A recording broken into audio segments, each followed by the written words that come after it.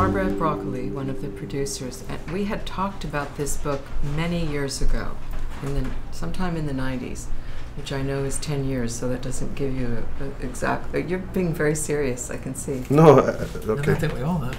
Yeah? No, I don't really remember when it was, but it was a long time ago. We talked about it, and it was in a different iteration, but we had spoken about it many years ago. And that's when I had initially read the book, which Peter Turner wrote.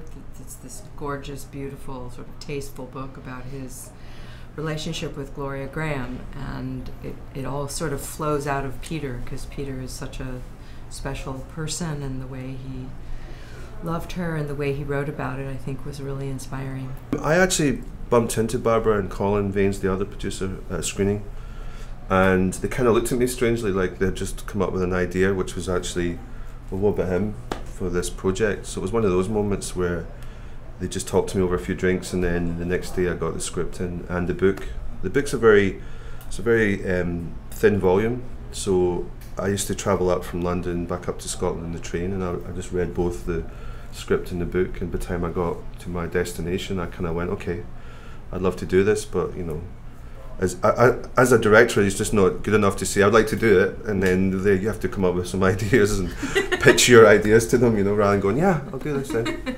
And then I wasn't really aware of I knew Gloria Graham. Gloria has the face that you remember.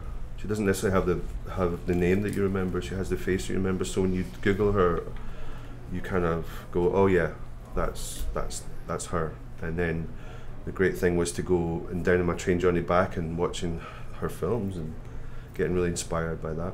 The script alone I thought was very beautiful, and the discovery of who this woman was and what her story was. I was very unaware of who Gloria Graham was before I read the script.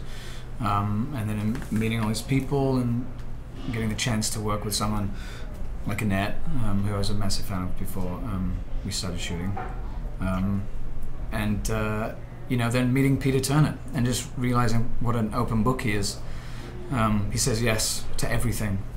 You know, do you want to come in a disco dance with me? Yes. Do you want to come and live in a trailer in Los Angeles with me? Yes. He's such a person who experiences life. And I thought everything that he brought to this movie, his generosity with his life, was really touching and invaluable to us as filmmakers. I really trusted Peter, and this is really through Peter's eyes. The book is a very beautiful, kind of impressionistic book. There's nothing like it.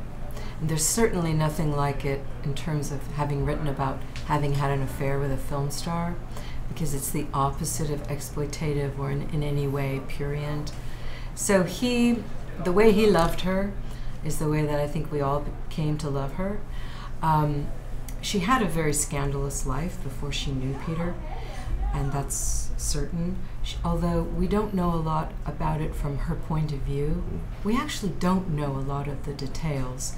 We know the broad swath of sort of the scandalous moments that she had, but how she actually felt about them and what she was going through, there's a lot of mystery about that. I tried to find as much as I could, but we also really weren't making a film about that, number one. And number two, at playing her, I don't know, I just felt very protective of her. And her family that are still around, that we did have some access to, are also very protective of her. So the film became more about just what happened between Peter and Gloria.